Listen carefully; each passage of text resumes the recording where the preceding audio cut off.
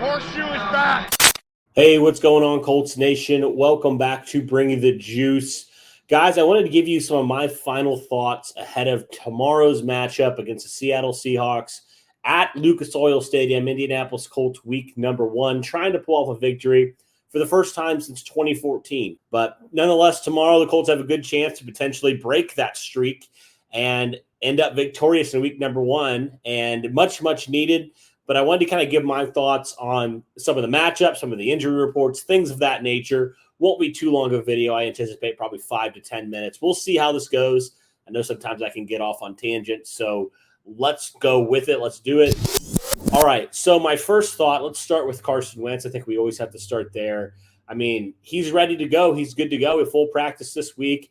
He practiced one day last week on Thursday, so Carson Wentz has only had a couple days of practice here, obviously, after going on the COVID list, after being a close contact. So how does Carson Wentz look with no preseason time and going up against a defense that, a lot of people say Seattle's defense, which rightfully so, 31st last year in the league against the pass. But, we're talking to our guys, Bill and Keith, who we had on. If you haven't checked out that preview, I would encourage you to go check that out. They give a lot of good insight on this Seattle secondary.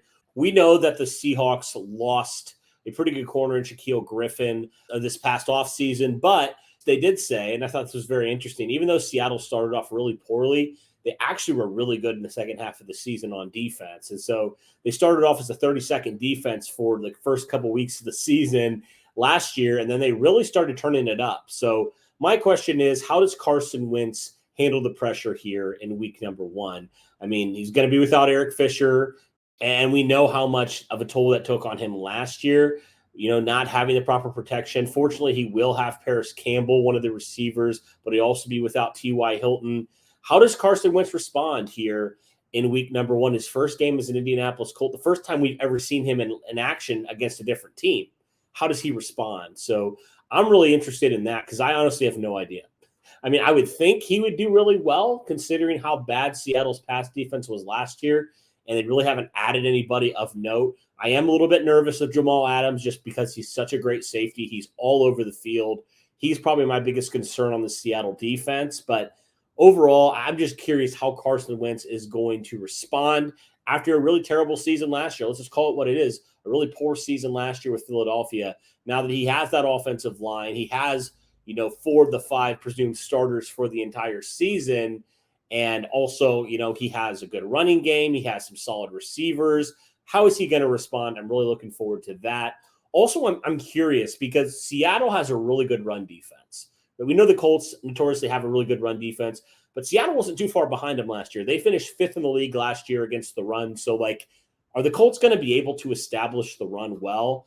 Because honestly, I don't know about y'all, but I don't want Carson Wentz throwing it 30, 40 times. I just don't. And that's not the Colts' bread and butter, right? They like to run the ball, get it with play action. That's how they were successful last year down the stretch. They were able to run the ball really, really effectively. And when they were able to do that, it opened up this passing offense a little more. I think Carson Wentz can contribute very well to the ground attack with his legs, something that Phillip Rivers couldn't do last year. But how do the Colts running backs stack up against the Seattle defense that's really good against the run? Will they be able to find some creases? Will they be able to give Carson Wentz the support so the Colts aren't one-dimensional, passing the ball 40, 50 times? That's a big question mark for me, especially with Julian Davenport at left tackle. How well is he going to be able to help open up running lanes for these Colts running backs and obviously Carson Wentz as well?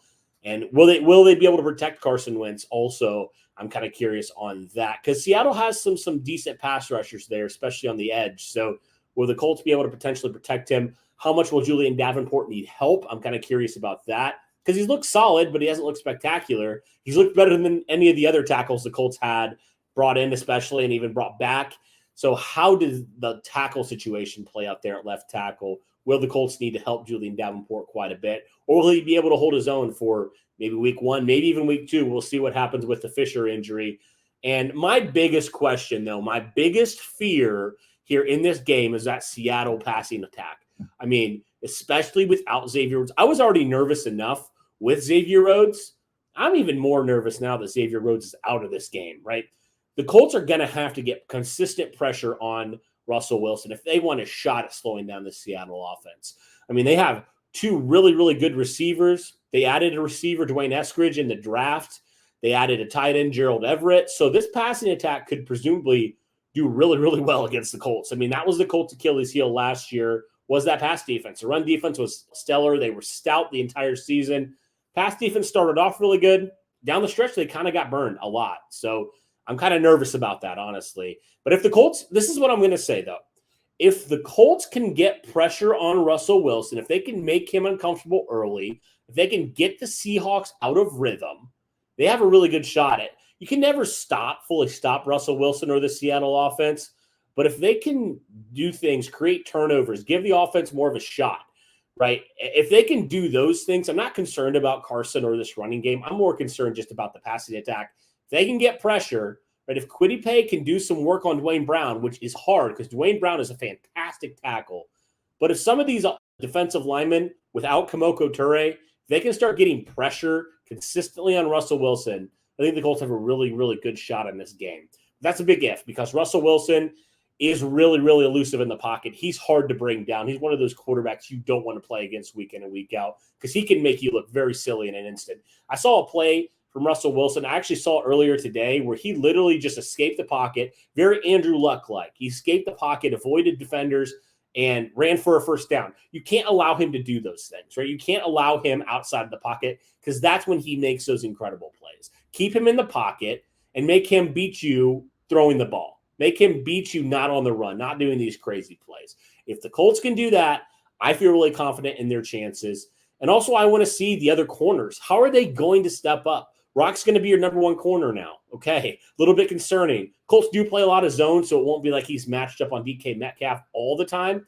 But Rock's going to have to show out this game. And some other guys, TJ Carey, Isaiah Rodgers, Bo Peep Keys, some of these guys that not a whole lot of people talked about, they're going to have to step it up in this game. They're going to have to for the Colts to have a really good chance at slowing down this passing attack. Obviously, the secondary is just as a whole, including the safeties, are going to have to be on their A game to stop this really prolific passing attack for Seattle.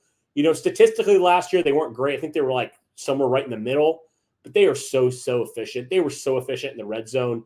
So even if Seattle does have a lot of passing yards, if the Colts can be efficient in the red zone, the Colts were really good stopping the red zone last year. If they can just hold Seattle to 3 points a lot of times, that can be the difference in this game, I think.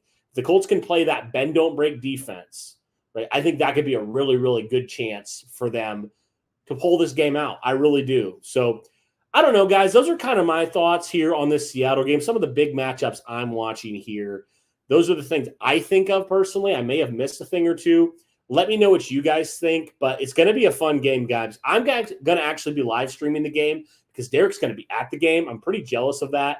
I think he's taking his brother to that game. So, hey, he said he will be wearing his Got Juice shirt. It's got the little podcast logo on it. It says Got Juice on it. So if you guys see him, anybody that's tailgating, say hi to him. Make him feel welcome. Make him and his brother feel welcome. Thanks, guys, so much for tuning in. Really appreciate it. It's going to be a fun one. So excited that football is finally back. Thank the heavens that football is finally back. Take care, guys. As always, go Colts.